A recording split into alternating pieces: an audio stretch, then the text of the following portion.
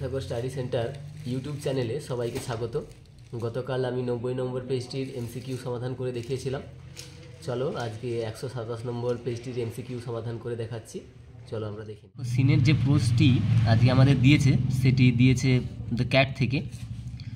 তো প্রথমটাতে আছে দেখো, the cat appears when the family member seat down two, মানে বলতে চাইছে যে বিড়ালটি কখন হাজির হয় যখন পরিবারটি বসে, কিসের জন্য না। দেখো এদিকে যদি আসি তাহলে আমরা দেখতে পাবো যে when the family sit down to tea, সুতরাং ওই অংশটা আমরা লিখব যে টু টি বা যে টু হ্যাভ টি, এই অপশানটা correct, to have tea. The behaviour of the cat toward any guest is, কোনো অতিথির প্রতি বিড়ালটির আচরণ হয়। বিড়ালটির আচরণ কেমন হয় দেখো এই জায়গাটায়, the cat is particularly civil to him if there is a guest at the table, the cat is particularly civil to him. Civil মানে কি ভদ্র, তাহলে আমরা যদি দেখি তাহলে এইখানের অপশানটা আমরা দেখব যে কার্টিয়াস অ্যান্ড পোলাইট, এই অপশানটা হবে সঠিক। With the strokes of the guest the cat soon gets, যখন অতিথিটা তার পিঠে আদর করে তখন বিড়ালটি কি হয়ে পড়ে। দেখো এই জায়গাটা লেখা আছে, দেখো লেখা আছে যে the cat soon tyres of that, তার মানে সে ক্লান্ত হয়ে পড়ে। তাহলে আমরা এখানে লিখব টায়ার্ড অপশানটা correct. On being racked in his leg the guest actually wants to, মানে পায়ে আঘাত পেয়ে অতিথিটা প্রকৃতপক্ষে কী করতে চায়।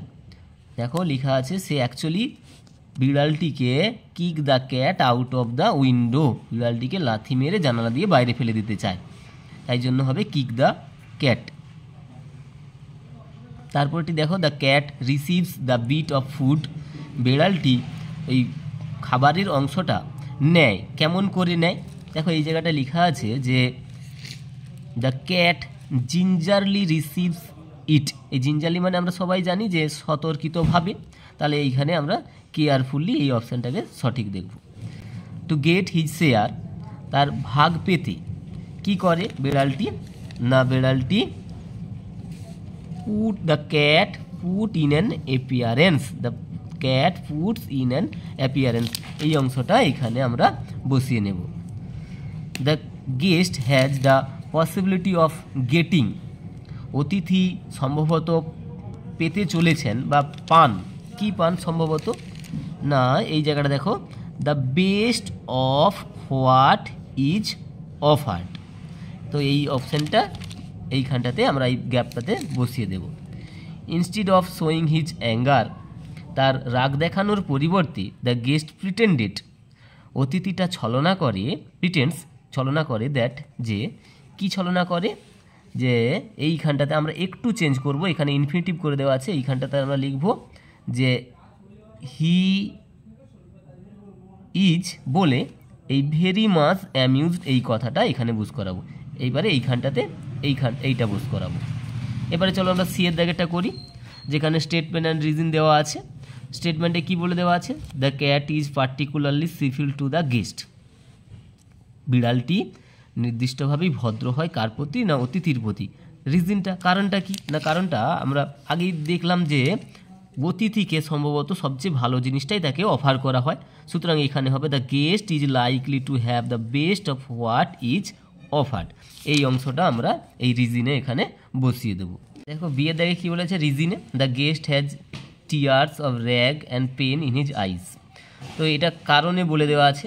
তাহলে আমরা স্টেটমেন্ট যদি দেখি তাহলে এই জায়গাটাতে আমরা চেঞ্জ করবো, এই লিখবো এই হি থেকে এই উইন্ডো পর্যন্ত, he would like to do kick the cat out of the window, এই শুধুমাত্র হি এর জায়গাটা একটু চেঞ্জ করে লিখবো দ্য গেস্ট, হি এর জায়গাটাকে পরিবর্তন করে লিখবো the guest would like to do the kick the cat out of the window. এই হয়ে গেল আমাদের প্রুফ। এবারে আসি পোয়েট্রিতে। পোয়েট্রিটা দিয়েছে আমাদের খুব ভালো একটা কবিতা, যেটা আমাদের খুব ভালো লাগে, সেটা হচ্ছে ফ্যাবেল থেকে দিয়েছে। চলো প্রথম এমসিকিউটা দেখে নিই। চলো, দ্য ওয়ার্ড স্প্রাই মিন্স, যেখানে স্প্রাই মানে আমরা কি জানি যে চঞ্চল, তাহলে এখানে কোনটা অপশানটা ঠিক হবে না, full of life and energy, C এর দাগের অপশানটা correct. Next, about the gigantic size of the mountain the squirrel has, তাহলে ওই যে তার যে একটা বৃহদাকার গঠন সেটার প্রতি মাউন্টেনের যে গঠনটা তার প্রতি আমাদের কাঠবিড়ালি তার কি মনোভাব রয়েছে। না দেখো এখানে লিখে নিজেই বলছে যে you are doubtless very big, সুতরাং এখানে বানের বা স্কুইরেলের কোনো সন্দেহ নেই যে মাউন্টেনটা বড়, তাহলে এখানে হবে নো ডাউট। তিনেরটা, দ্য মাউন্টেন স্কুইরেলটিকে কী করেছিল, দেখো মাউন্টেন সর্বদা স্কুইরেলটিকে মক করেছিল মানে কি তামাশা করেছিল, তাহলে এই জায়গাটাতে হবে উত্তর সি এর দাগের অপশানটা কারেক্ট, যে Mox at the squirrel. all sort of things and weather are combined together to make up, দেখো এখানে লেখা আছে but all sort of things and weather must be taken in together to make up a year and a sphere, সুতরাং আমরা choice করব অপশানটা D, যে এ ইয়ার and a spare. এই হয়ে গেল আমাদের এমসিকিউ। তাহলে আজকে আমরা 127 নম্বর পেজের এমসিকিউটা করে নিলাম, পরের দিন আমরা আবার পরের পেজ যেটা আছে সেটা আবার আমরা এমসিকিউটা সমাধান করব। চলো ভালো থেকো, পড়াশোনাতে মনোযোগ দাও।